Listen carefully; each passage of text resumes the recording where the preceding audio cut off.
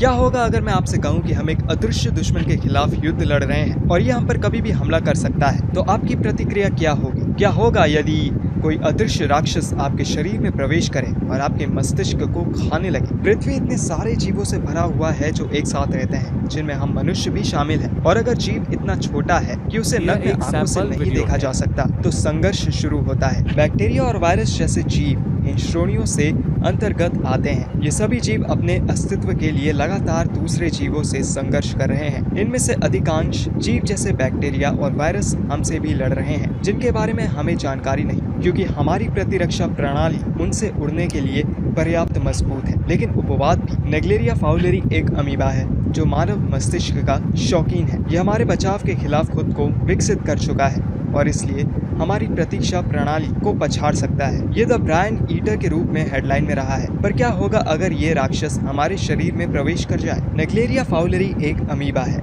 ये पृथ्वी पर सबसे छोटे जीवन रूपों में से एक है। ये बैक्टीरिया और अन्य क्रिटर्स का शिकारी है। कई अमीबा की तरह ये खुद को विभिन्न चरणों में बदलने में सक्षम है, जो इसे जीवित रहने में मदद करते हैं। लेकिन ज्यादातर समय नेग्लेरिया फाउलेरी अपने ट्रोफोजोइड चरणों में होता है, जो छोटे हथियारों और शिकार के साथ एक स्क्विशी बूंदों की तरह दिखता है, विभाजित होता है और पनपता है। इसका प्राकृतिक घर ताजे पानी जैसे नदियों, झीलों और गर्म झरनों में है। लेकिन ये पाइप, स्विमिंग पूल, फव्वारे या स्पा में भी जीवित रहने में सक्षम है। जब उनकी ठीक से सफाई नहीं की जाती, ये गर्म पानी में बढ़ने लगते हैं और खुद को कई गुना करने में सक्षम है। इसलिए गर्मियों में जब मनुष्य ठंडा होना चाहता है और आनंद लेना चाहता है, तो उच्च संभावना है कि दोनों प्रजातियां एक ही स्थान पर होने के कारण परस्पर क्रिया करेंगी, क्योंकि इससे बचना मुश्किल हो जाता है। लाखों लोग नियमित रूप से अमीबा के संपर्क में रहते हैं, विशेष रूप से गर्म जलवायु में, और कई लोगों में इसके प्रति एंटीबॉडी होने लगती है और ये ज्यादातर ठीक है। इसके प्रति एंटीबॉडी होने से लोग इसे निगलने पर भी सुरक्षित रहेंगे, उन्हें कोई परिणाम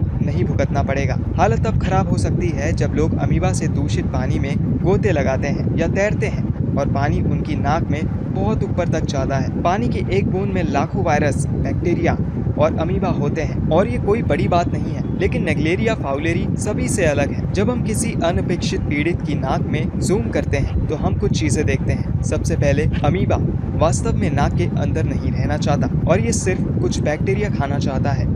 लेकिन मनुष्यों के लिए नेग्लेरिया फाउलेरी प्रतीक्षा प्रणाली के रेडार के नीचे उड़ान भरने में बहुत अच्छा होता है। लेकिन नेग्लेरिया फाउलेरी अप्रभावित रहता है और बचाव से बचने के लिए भी। अगर किसी तरह ये घ्राण तांत्रिका कोशिका से मिलने में सक्षम हो जाता है तो समस्या शुरू हो जाती है। घ्राण तांत्रिका कोशिशों में एक महत्वपूर्ण रसायन होता है जिसे एसिटाइल कोलाइन कहते हैं। ये उसी के रूप में जाना जाता है और नेग्लेरिया फाउलेरी में रिसेप्टर्स होते हैं जो इस रसायन को पहचानते हैं और ये उन्हें आकर्षित करता है और इसके माध्यम से नेग्लेरिया फाउलेरी ऊतक में प्रवेश करने में सक्षम हो जाता है, जहां ये रासायनिक संकेतों का पालन करता है। न्यूट्रोफिल अमीबा पर या तो रसायनों को उल्टी करके या सचमुच उनके कुछ हिस्सों को चीर कर हमला करना शुरू कर देते हैं। लेकिन इन न्यूट्रोफिल का उस पर कोई प्रभाव नहीं पड़ता, क्योंकि अमीबा पहले से ही अधिक कठिन शत्रुओं से लड़ने के लिए अभ्यस्त है और दुर्भाग्य से नेग्लेरिया फाउलेरी मस्तिष्क तक पहुंच जाता है। अमीबा के शरीर में प्रवेश करने और मस्तिष्क तक पहुंचने के बीच के समय में 9 दिन तक लग सकते हैं और प्रभावित व्यक्ति को तब तक कुछ भी दिखाई नहीं देगा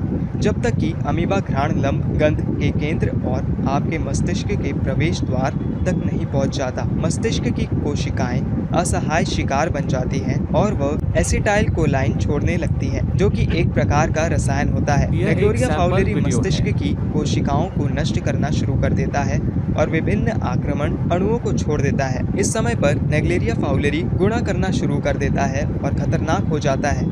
ये कई सकर्स भी विकसित कर सकता है जिन्हें भोजन कप कहा जाता है और जो विशाल भयानक मुंह की तरह दिखते हैं। अमीबा मस्तिष्क की कोशिकाओं को चूसता है। इस समय पर यह रोग सेट हो जाता है जो व्यक्ति को मार सकता है। स्थिति से सतर्क होकर लाखों न्यूट्रोफिल, इसिनोफिल और माइक्रोग्लिया संक्रमित ऊतक पर आक्रमण करते हैं। ये सभी बचाव रसायनों से लेकर जीवित खाने की कोशिश करने तक उनके पास उपलब्ध हर चीज का उपयोग करके अमीबा पर हमला करते हैं। अमीबा द्वारा प्रतीक्षा प्रणाली की सभी सुरक्षा आसानी से नष्ट और असक्षम हो जाती है। एक तेज बुखार और आमतौर पर दुश्मनों को धीमा कर देता है, पर अमीबा पर इसका कोई असर नहीं होता। ये लगातार बढ़ता रहता है और मस्तिष्क के अंदर लड़ता है, मस्तिष्क के अंदर एक विनाशकारी श्रृंखला प्रतिक्रिया होती है। लड़ते समय एक प्रमुख चीज जो प्रतीक्षा प्रणाली करती है वो सूजन का कारण बनती है, जो रक्त प्रभाव से बड़ी मात्रा में तरल पदार्थ को संक्रमित साइट में निर्देशित करती है।